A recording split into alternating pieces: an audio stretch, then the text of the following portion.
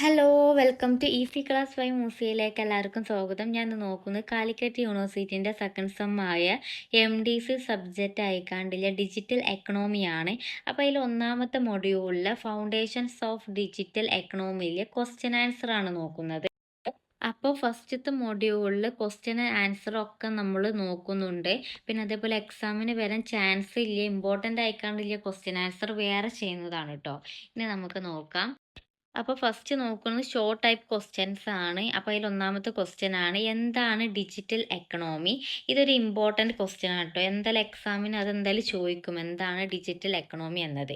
അപ്പോൾ digital economy എന്നാൽ online service, digital ആയിട്ടുള്ള ഇടപാടുകൾ, പിന്നെ അതേപോലെ കൊമേഴ്സ്, ഇതൊക്കെ ഇൻക്ലൂഡ് ആയിട്ടുള്ള ഒരു ഡിജിറ്റൽ ടെക്നോളജി അടിസ്ഥാനമാക്കിയുള്ള ഒരു സമ്പദ് വ്യവസ്ഥയാണ് എന്ത് ഡിജിറ്റൽ എക്കണോമി എന്ന് പറയുന്നത്.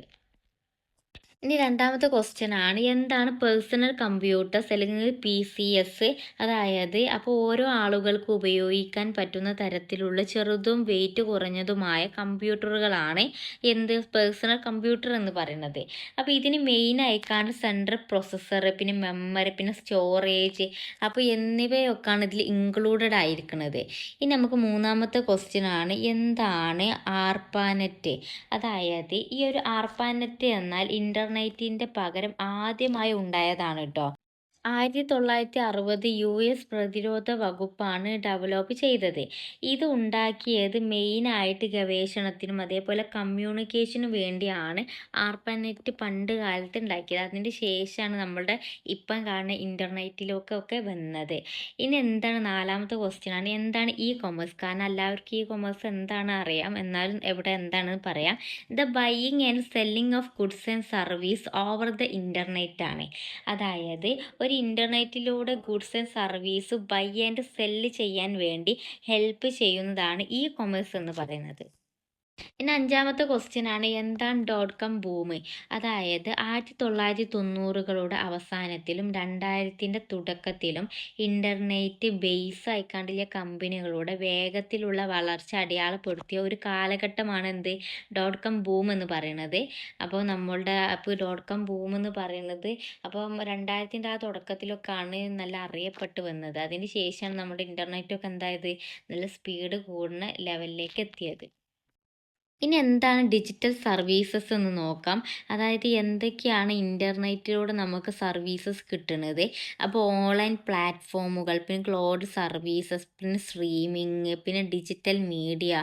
കാരണം എല്ലാം ഇപ്പോൾ ആദ്യത്തെ പോലെയല്ലല്ലേ, എല്ലാ കാര്യങ്ങളും ഇപ്പോൾ ഓൺലൈനിൽ കൂടെയാണ്. അതുകൊണ്ട് തന്നെ ഓൺലൈനിൽ തന്നെ ഇപ്പോൾ എന്തൊക്കെയുണ്ട്, ഒരുപാട് സർവീസ് നടക്കുന്ന സംഭവങ്ങളൊക്കെ ഉണ്ട്. കാരണം ഇപ്പോൾ നമ്മൾ ബുക്കൊക്കെ എന്താണ്, അതൊക്കെ ഒരു സർവീസാണ്. ഇനി അടുത്ത ക്വസ്റ്റ്യൻ ആണ്, എന്താണ് ക്ലൗഡ് കമ്പ്യൂട്ടിംഗ് എന്നത്? അതായത് സ്റ്റോറേജ്, പ്രോസസ്സിങ്, സോഫ്റ്റ്വെയർ തുടങ്ങിയ കമ്പ്യൂട്ടിംഗ് സർവീസിൻ്റെ ഇൻ്റർനെറ്റിലൂടെയുള്ള ഡെലിവറിക്കാണ് ക്ലൗഡ് കമ്പ്യൂട്ടിംഗ് എന്ന് പറയുന്നത്. ഇനി അടുത്ത ക്വസ്റ്റ്യൻ ആണ്, എന്താണ് ആർട്ടിഫിഷ്യൽ ഇൻ്റലിജൻസ് എന്ന് പറഞ്ഞാൽ? അതായത് AI. ഇപ്പം എല്ലാവർക്കും അറിയുന്ന കാര്യമാണ്, എന്താണ് AI എന്നത്. അതായത് എന്തൊരു മനുഷ്യൻ്റെ തരത്തിൽ തന്നെ എന്തൊരു പ്രശ്നവും കാര്യങ്ങളുണ്ടെങ്കിൽ ഹെൽപ്പ് ചെയ്യുന്ന ഒന്നാണ് AI. അതായത് ഒരു മനുഷ്യനായി പ്രവർത്തിക്കുന്ന ഒന്നാണ് AI എന്ന് പറയുന്നത്. അതായത് അപ്പോൾ പ്രശ്ന പരിഹാരം, പഠനം, തീരുമാനമെടുക്കൽ തുടങ്ങിയ എന്ത് ജോലി ആയിക്കോട്ടെ അതൊക്കെ ഒരു യന്ത്രം മനുഷ്യൻ്റെ ബുദ്ധി വെച്ച് ചെയ്യുന്നതാണ് AI എന്ന് പറയുന്നത്. ഇനി അടുത്ത ക്വസ്റ്റ്യൻ ആണ്, പ്ലാറ്റ്ഫോം എക്കണോമി എന്നാൽ എന്ത്?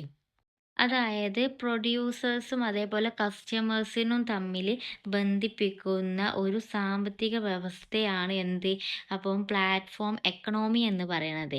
അതായത് ഉദാഹരണം പറയുകയാണെങ്കിൽ ആമസോൺ തന്നെ, അത് ഒരാൾക്ക് വിൽക്കാൻ വേണ്ടി സാധനം ഇടുകയും ചെയ്യുക, അതേ ടൈമിൽ എന്താണ് ആ ഒരു ഇതിൽ നിന്ന് വാങ്ങുന്നവർക്ക് സാധനം മേടിക്കുകയും ചെയ്യാം.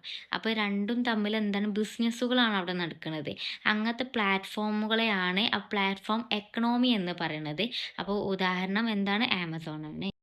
ഇനി ലാസ്റ്റത്തെ ക്വസ്റ്റ്യൻ ആണ് എന്താണ് പ്രീമിയം മോഡൽ? അപ്പോൾ ഇത് പ്രീമിയം എന്ന് കേൾക്കുമ്പോൾ തന്നെ എല്ലാവർക്കും മനസ്സിലാവും എന്താണെന്ന്. അതായത് ഇപ്പോൾ നമ്മളുടെ ഒരു ആപ്പ് നമുക്ക് ഫ്രീ ആയിക്കാണ്ട് ഇൻട്രൊഡ്യൂസ് ചെയ്യും. അപ്പം അത് ഫ്രീ തന്നെ ആയിരിക്കും. പക്ഷെ എന്താണ് അതിൻ്റെ ബാക്കി ഫീച്ചേഴ്സൊക്കെ കിട്ടണമെങ്കിൽ നമ്മൾ എന്ത് ചെയ്യണം? അത് പേ ചെയ്യണം. അപ്പം അങ്ങനത്തെ ഓരോ പ്ലാറ്റ്ഫോമിനെയാണ് അപ്പോൾ പ്രീമിയം മോഡൽ എന്ന് പറയണത്. ആദ്യം നമുക്ക് ഒരു ആപ്പ് തന്നുകാണ്ട് അതിൻ്റെ ബാക്കി ഫീച്ചേഴ്സോ ചിലപ്പോൾ 2-3 ദിവസമായിരിക്കും പ്രീമിയം ആയിക്കാണ്ട് നമുക്കൊരു മോഡൽ ആയിക്കാണ്ട് തരല്. പിന്നെ ഫീസ് കൊടുത്താലേ നമുക്ക് എന്ത് കിട്ടുള്ളൂ, ആ ഒരു സംഭവം നമുക്ക് ഓൺ ആയിക്കാണ്ട് കിട്ടുമല്ലോ. അപ്പോൾ ഈ ഒരു മോഡലിനെയാണ് പ്രീമിയം മോഡൽ എന്ന് പറയുന്നത്. ഇനി പറയുന്നത് പാരഗ്രാഫ് ടൈപ്പ് ക്വസ്റ്റ്യൻസ് ആണ്. അപ്പോൾ അതിൽ ഒന്നാമത്തെ ക്വസ്റ്റ്യൻ ആണ്, അപ്പം the economic impact of digital economy on economic growth of A nation. അതായത് അപ്പം ഒരു രാജ്യത്തിൻ്റെ സാമ്പത്തിക വളർച്ചയിൽ ഡിജിറ്റൽ എക്കണോമിയുടെ സാമ്പത്തിക ഇമ്പാക്റ്റ് അല്ലെങ്കിൽ സ്വാധീനം എന്താണ് എന്നതാണ്. ആൻസർ നോക്കാം. അതായത് ഡിജിറ്റൽ എക്കണോമി വർദ്ധിച്ചു വരുന്ന പ്രൊഡക്ടിവിറ്റി, അത് ഉൽപ്പാദനം കൂട്ടാനും ഇന്നോവേഷൻ, പുതിയ പുതിയ ഐഡിയാസ് കൊണ്ടുവരാനും കണക്ടിവിറ്റി എന്നിവയുടെ വളർച്ച കൂട്ടാൻ സഹായിച്ച ഒന്നാണ് എന്ത്, ഡിജിറ്റൽ എക്കണോമി എന്ന് പറയുന്നത്. ഇത് എന്തൊക്കെ ഹെൽപ്പ് ആണ് ഇപ്പോൾ നമുക്ക് ചെയ്തുകൊണ്ടിരിക്കുന്നത്? അതായത് ബിസിനസ് വർദ്ധിപ്പിക്കാനുള്ള അവസരങ്ങൾ ഉണ്ടാക്കി. അപ്പോൾ ഓരോ ബിസിനസ്സും കാര്യങ്ങൾക്കും ഇപ്പോൾ എന്താണ് ഓൺലൈനിൽ കൂടെ നമുക്ക് ഈസി ആയിക്കൊണ്ട് ചെയ്യാൻ വേണ്ടി പറ്റി. പിന്നെ സപ്ലൈ ഓർ സെല്ലിംഗ് എല്ലാവരിലേക്കും എത്തിക്കാൻ വേണ്ടി പറ്റി. ഇപ്പോൾ സപ്ലൈസും കാര്യങ്ങളൊക്കെ എന്താണ് ആമസോണും ഫ്ലിപ്കാർട്ടൊക്കെ അതേപോലെ എല്ലാവർക്കും അപ്പോൾ പ്രയോജനം, അത് സെല്ലിങ്ങും സപ്ലൈയും ഒക്കെ ചെയ്യാൻ വേണ്ടി പറ്റി. അപ്പോൾ ന്യൂ ബിസിനസ് മോഡൽസ് ഉണ്ടാക്കാൻ വേണ്ടി പറ്റി.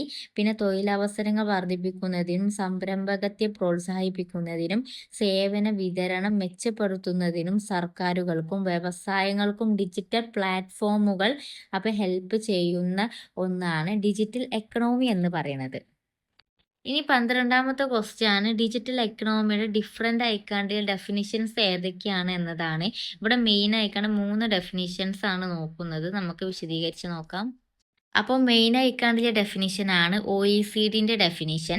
The digital economy is the economy based on digital technologies, particularly the internet and communication technologies. അതായത് ഡിജിറ്റൽ ടെക്നോളജിയെ അടിസ്ഥാനമാക്കിയുള്ള എക്കണോമിയെയാണ് ഡിജിറ്റൽ എക്കണോമി എന്ന് പറയുന്നത്. അതേപോലെ പ്രത്യേകിച്ച് ഇൻ്റർനെറ്റ്, ആശയവിനിമയം, സാങ്കേതിക വിദ്യകൾ എന്നിവയാണ് ഇതിൽ മെയിൻ ആയിക്കാണ്ട് ഡിജിറ്റൽ എക്കണോമി ഹെൽപ്പ് ചെയ്യുന്നതെന്നാണ് OECD ഡെഫിനിഷനിൽ പറയുന്നത്. ഇനി world bank definition, it embraces how digital technologies transform business model, market and economic growth. അതായത് ഡിജിറ്റൽ എക്കണോമി അല്ലെങ്കിൽ ഡിജിറ്റൽ ടെക്നോളജികൾ ബിസിനസ് മോഡലുകളെയും അപ്പോൾ മാർക്കറ്റിൻ്റെയും പിന്നെ സാമ്പത്തിക വളർച്ചയെയും എങ്ങനെ പരിവർത്തനം ചെയ്യുന്നു എന്നാണ് അപ്പോൾ ഡിജിറ്റൽ എക്കണോമിയിൽ പറയുന്നു എന്നാണ് വേൾഡ് ബാങ്ക് ഡെഫിനിഷൻ പറയുന്നത്.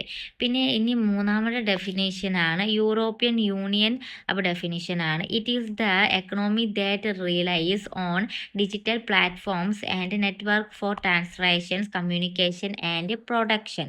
അതായത് അപ്പോൾ ട്രാൻസ്ലേഷൻ ഇടപാടുകൾ, പിന്നെ കമ്മ്യൂണിക്കേഷൻ, പ്രൊഡക്ഷൻ അപ്പോൾ എന്നിവക്കായി ഡിജിറ്റൽ പ്ലാറ്റ്ഫോമുകളെയും നെറ്റ്വർക്കുകളെയും ആശ്രയിക്കുന്ന വ്യവസ്ഥയാണ് അപ്പോൾ ഡിജിറ്റൽ എക്കണോമി എന്നാണ് യൂറോപ്യൻ യൂണിയൻ അപ്പം പറയുന്നത്. അപ്പോൾ ഈ 3 ഡെഫിനിഷനാണ് ഇതിൽ മെയിനായിട്ടാണ് പഠിക്കാനുള്ളത്. ഇനി അടുത്ത ക്വസ്റ്റ്യൻ ആണ്, role of COVID-19 pandemic in accelerating അപ്പം ഡിജിറ്റൽ എക്കണോമി. അതായത് എന്തൊക്കെയാണ് അപ്പോൾ COVID-19 മഹാമാരി ഡിജിറ്റൽ സമ്പദ് വ്യവസ്ഥയെ വേഗത്തിലാക്കാൻ എന്തൊക്കെയാണ് സഹായിച്ചത്, അല്ലെങ്കിൽ ഡിജിറ്റൽ എക്കണോമിൻ്റെ പങ്ക് എന്തേനി എന്നാണ് ചോദിക്കണത്. അപ്പോൾ എന്തൊക്കെ മാറ്റങ്ങൾ വന്ന് നമുക്കറിയാമല്ലേ, കാരണം അപ്പോൾ ലോക്ക്ഡൗണിൻ്റെ ടൈമിൽ ആകെ ഫുള്ള് ഡിജിറ്റലേനി. അപ്പോൾ അതിൻ്റെ ഒന്നാമത്തെ എക്സാമ്പിളാണ് നമ്മുടെ എഡ്യൂക്കേഷൻ തന്നെ. ഫുള്ള് ഓൺലൈനിൽ കൂടെ ഒക്കെ ഇനി ക്ലാസ്സസ് ഒക്കെ അല്ലേ. നമുക്ക് ഡീറ്റെയിൽ ആയിക്കാണ്ട് നോക്കാം. അപ്പോൾ ലോക്ക്ഡൗൺ കാരണം ഉണ്ടായ മാറ്റങ്ങൾ എന്തൊക്കെയാണെന്ന് ചോദിച്ചാൽ, ബിസിനസ്സുകൾ കൊമേഴ്സിലേക്ക് മാറി, അതേപോലെ വിദ്യാഭ്യാസം ഓൺലൈൻ പ്ലാറ്റ്ഫോമിലേക്ക് മാറി. അപ്പോൾ ദൂരെ ജോലി ചെയ്യുന്നവർക്ക് എന്തായി, വീട്ടിലിരുന്ന് കണ്ട് ജോലി ചെയ്യാം എന്ന സിറ്റുവേഷനിലേക്ക് വന്നു. പിന്നെ അതേപോലെ തന്നെ ക്ലൗഡ് സർവീസുകൾ, ഡിജിറ്റൽ സഹകരണ ഉപകരണങ്ങൾ, ഓൺലൈൻ ഓൺലൈൻ ആരോഗ്യ പരിഹാരങ്ങളുടെ വളർച്ച. അതായത് ആരോഗ്യകരമായ കാര്യങ്ങളൊക്കെ എന്തായി ഓൺലൈനിൽ കൂടെയും ആ ട്രീറ്റ്മെൻറ്റ് എടുക്കാം എന്ന സിറ്റുവേഷൻ ആയി. അപ്പോൾ ഇത്രയും മാറ്റങ്ങളാണ് കോവിഡ് വന്നപ്പോൾ ഡിജിറ്റൽ എക്കണോമിയിൽ വന്ന മാറ്റങ്ങൾ കേട്ടോ. കാരണം ഇപ്പോൾ അത് കോവിഡ് കഴിഞ്ഞതിന് ശേഷം ഇപ്പോൾ മെയിനായിക്കാണ്ട് എല്ലാവരും ഡിജിറ്റൽ തന്നെയാണ് എല്ലാ കാര്യത്തിനും നോക്കുന്നത്, ഡിപ്പെൻഡ് ചെയ്യണത്. അപ്പോൾ ഇത്രയും കാര്യങ്ങളാണ് ഡിജിറ്റൽ എക്കണോമി കോവിഡ് ടൈമിൽ ഇത് പറയാൻ. നമുക്ക് അടുത്ത ക്വസ്റ്റ്യൻ നോക്കാം. അപ്പം ഇനി 14ാമത്തെ ക്വസ്റ്റ്യൻ ആണ് കോവിഡിൻ്റെ മുമ്പും ശേഷം തമ്മിലുള്ള ആ ഒരു ഗ്രോത്തിൻ്റെ ഡിഫറൻസ് ഡിജിറ്റൽ എക്കണോമി ആയിക്കൊണ്ട് ബന്ധപ്പെട്ട് പറയാനാണ്. അതായത് ഇപ്പോൾ കോവിഡിൻ്റെ മുമ്പ് എന്താണ്, അപ്പോൾ നമ്മുടെ ഡിജിറ്റൽ എന്ന് പറയുന്നത് വികസിച്ചു കൊണ്ടിരിക്കുന്ന ഒരു മേഖല തന്നെയാണ്. പക്ഷെ കോവിഡിൻ്റെ ശേഷമാണ് ഒന്നും കൂടി കൂടുതലായത് എന്ന് മാത്രം. അപ്പോൾ ഇ കൊമേഴ്സൊക്കെ ആ ഒരു ടൈമിൽ നല്ലോണം പോയൊരു സംഭവം തന്നെയാണ്, ബിസിനസ്സും കാര്യങ്ങളൊക്കെ ഓൺലൈനിൽ കൂടെ. പക്ഷെ പിന്നെ വന്ന മാറ്റങ്ങൾ എന്തൊക്കെയാണ് ചോദിച്ചാൽ, അപ്പം ജോലിയൊക്കെ നമുക്ക് എത്ര വേണമെങ്കിലും വീട്ടിൽ നിന്ന് ചെയ്യാൻ വേണ്ടി നമുക്ക് കോവിഡിന് ശേഷം പറ്റി.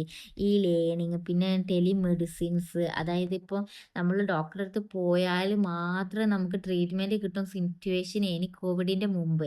പക്ഷെ എന്തായി കോവിഡിൻ്റെ ശേഷം നമുക്ക് ഓൺലൈനിൽ കൂടെ നമുക്ക് ഡോക്ടറെ നമുക്ക് ബുക്ക് ചെയ്തിക്കാണ്ട് നമുക്ക് കാര്യങ്ങളൊക്കെ പറഞ്ഞിക്കാണ്ട് ട്രീറ്റ് ചെയ്യാം. അതേപോലെ മെഡിസിനൊക്കെ വീട്ടിലെത്തിക്കാം എന്നൊരു സിറ്റുവേഷൻ ആയി. അതേപോലെ ഓൺലൈൻ എൻ്റർടൈൻമെൻറ്റും കാര്യങ്ങളൊക്കെ ഒന്നും കൂടി കൂടി. അപ്പോൾ ഈ ഒരു കാര്യങ്ങളൊക്കെ ആണ് രണ്ടും ഡിഫറൻസ് വന്നത്.